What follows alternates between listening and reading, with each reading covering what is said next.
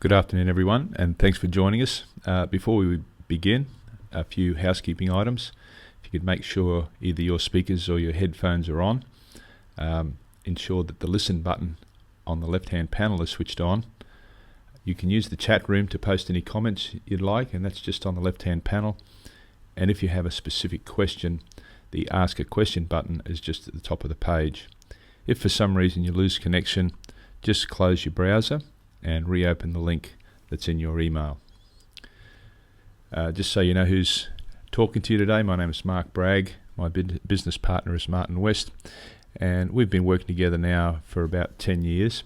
And our focus really has been on just one thing: helping our customers close the gap between what their plan or strategy says should happen and what actually occurs in practice. We've been very fortunate to have worked across a fairly diverse range of industries. We've worked right throughout the Asia Pacific region, obviously a lot more here in Australia and New Zealand, and more recently in the United States and the United Kingdom. So the execution gap is something that obviously most companies are faced with, and regardless of whether you're talking about a company, a department, or even a team, there are some challenges in trying to convert your strategy or your plan to a successful outcome. And essentially they're two separate things, two very different things. A plan or a strategy is very theoretical. You take on board your experience, your knowledge, everything you know about your team and the marketplace, and then project forward to a point in time about where you want to be and how you're going to get there.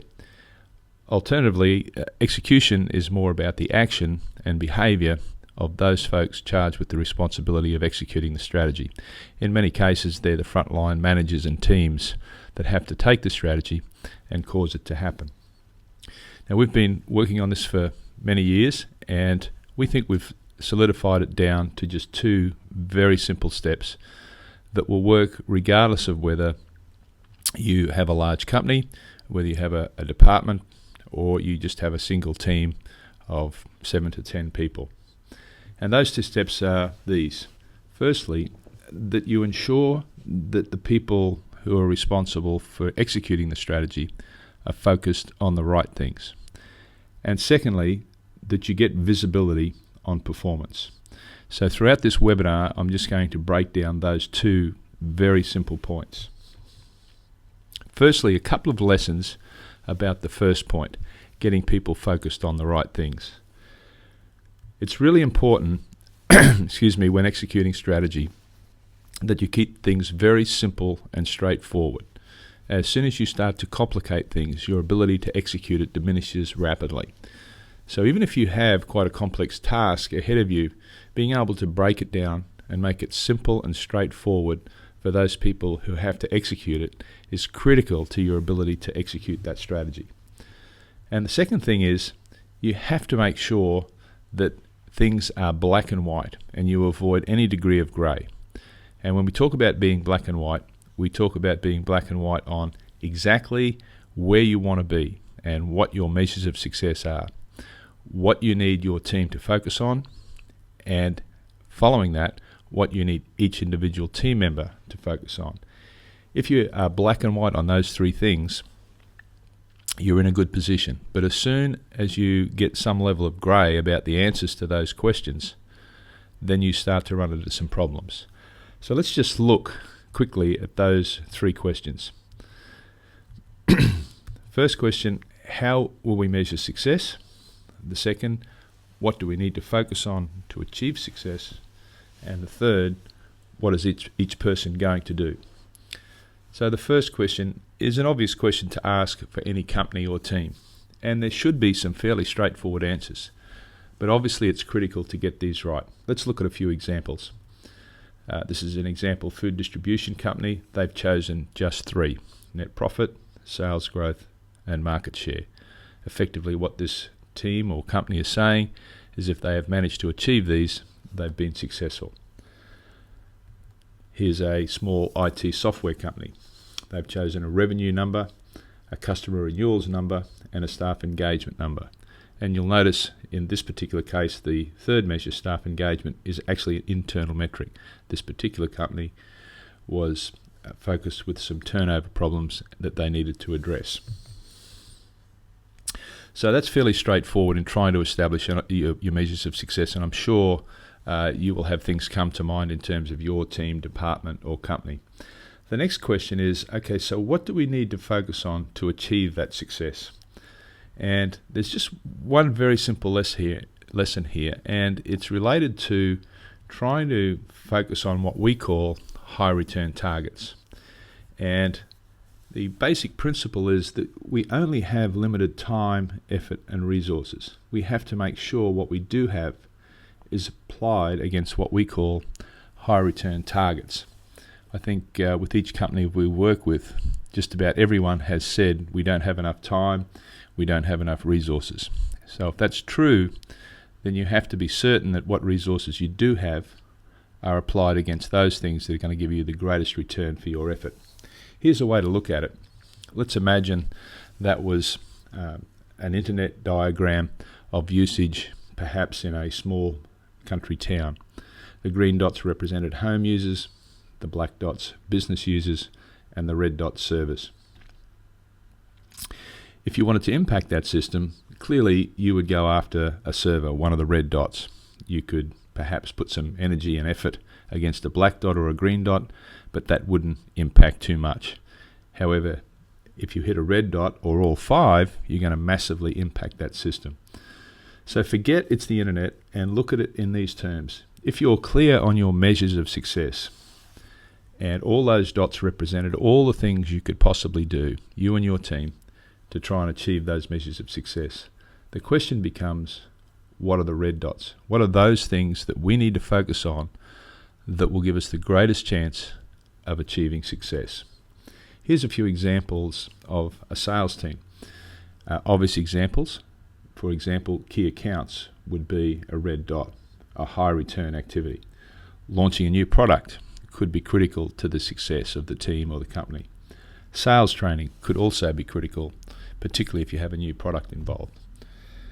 So then we come to the third question, what is each person going to do?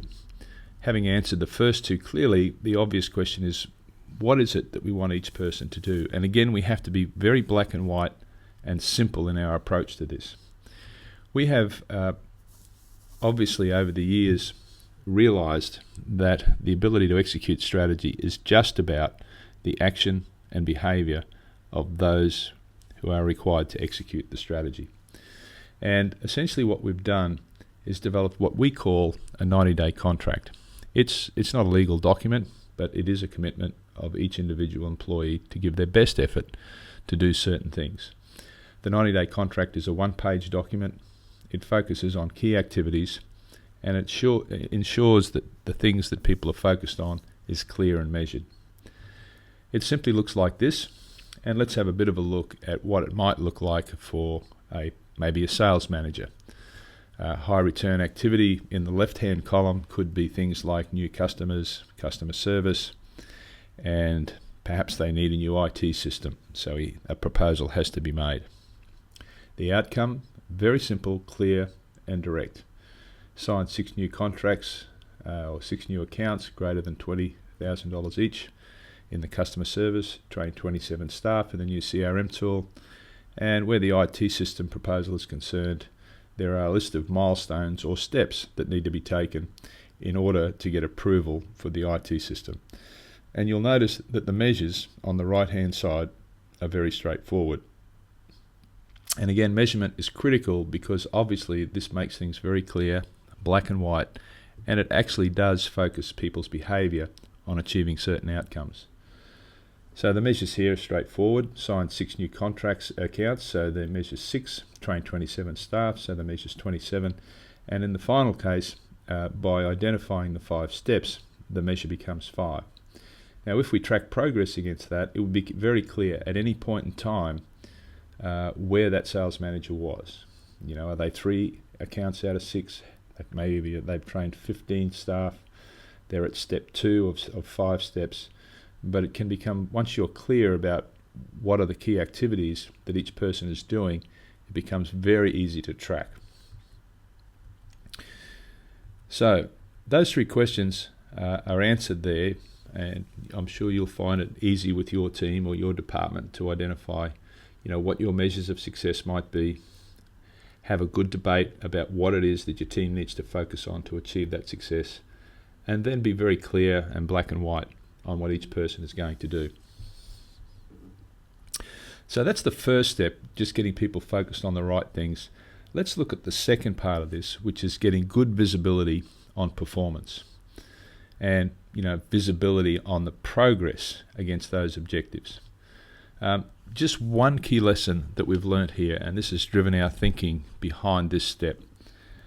What we've noticed is that as soon as you make visible what it is people are focused on and how they're progressing, the level of accountability rises dramatically.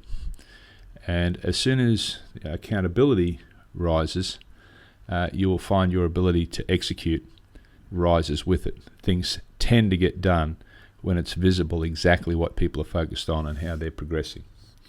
So the lesson, of course, is that once you have visibility on objectives and progress against those objectives, it instantly increases your chances of executing successfully. So over the years, what we've done to help our clients do this is to provide them with a web-based business execution platform that essentially gives complete visibility instantly across an entire organization. It looks a little bit like this. You can see what we're doing here is looking at one very specific team, and it's a sales team. They have some very specific 90-day goals, measurable goals. You can see their key activities underneath that here are very clear and identified.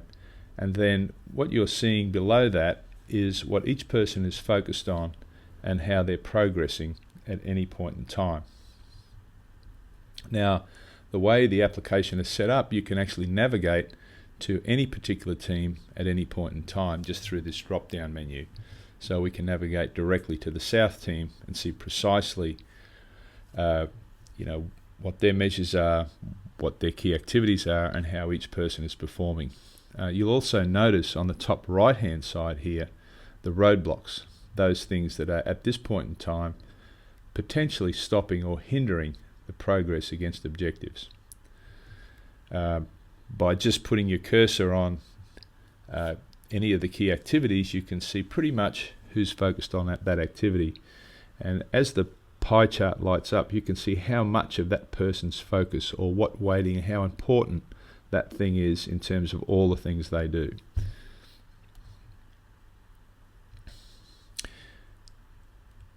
So now if we were to go and look at, we talked about the 90-day contract. If you were actually to click on this word here that you can see, contract, it will actually bring up the detail surrounding this particular person and exactly what they're focused on. And you can see here that the example that I'd used before, key accounts, A-class customers, promotional events, field visits, a weighting 40, 25, 25 and 10 for each of those, and a very simple, straightforward expected result, or alternatively the key steps that are involved. Against that, their overall target in the very right hand column, and then just inside that where it says current, their current position. This particular person has done 23 of the 60 visits to the key accounts. They've made 85 of their 150 calls to A-class customers. So it gives instant visibility on progress, and it shows precisely what any person is doing at any one time. You can do exactly the same thing whether it's administration or marketing or finance. In our example here, you can see an administration team that has measures like processing of errors, call response time, and perhaps a new office setup that they have to take part in. So regardless of the team, it's always possible to break their objectives down into 3 or 4 very, very specific measures. The roadblocks, obviously an important part of the application. I think what we've found over time is that teams that are able to visibly see their roadblocks, or at least have them highlighted, are in a much better position to deal with them quickly than if they remain hidden. So an important part of this execution application is allowing people to raise roadblocks. And you'll see here a list of roadblocks have been put in for this team. It has who raised the roadblock, who's required to try and fix it, and it also shows how long it's been a roadblock. In this case, it was raised 6 weeks and 1 day ago. The other part of this application is called a meeting room, and essentially what we've done here is taken all that information and made it easily available for people when they conduct a meeting. It's set up similar to a boardroom with people sitting around it. If you were to click on anyone's name, their 90-day contract and how they're progressing would come up. We could move along to the next person and see how they're going. And if any time we wanted to record an action, or if there was some decision made out of our discussions, we can actually record that on the right-hand side here, assigning an action, assigning who's responsible for it, and then listing a date at which time it's required to be done. Essentially, at the end of the meeting, all these actions would be listed on the right-hand side of the page. In addition to that, we have a learning center, and most of the intellectual property, a lot of the workshops that we do are actually recorded inside the application. So if you have a new team, new manager, or even a new staff member, it's very easy for them to learn this idea of being very specific on measures, what we call high return team targets, and even helping them build their 90-day contract. So the teaching and all the coaching for this application and to improve your team's execution is actually built into the application. So again, back to just those 2 steps, getting focused on the right things, 3 very simple questions. How are we going to measure success? What do we need to focus on, which each person's going to do? And then by using the XGAP application, getting complete visibility on performance for each team and multiple teams if you have a company where there are many departments and many teams. Those 2 things to us are at the heart of being able to execute strategy effectively. So I'll just take some questions now, but essentially thank you for watching. If you need to look further into the application and what we do, our website is obviously the xgap.com. There's a lot of training material there in the resources section, and also some video explanations that give you further insight into the use of the XGAP application. Thanks again for taking the time, and we'll be in contact with you if you've participated today. If you have any specific questions, we'll start to answer those now.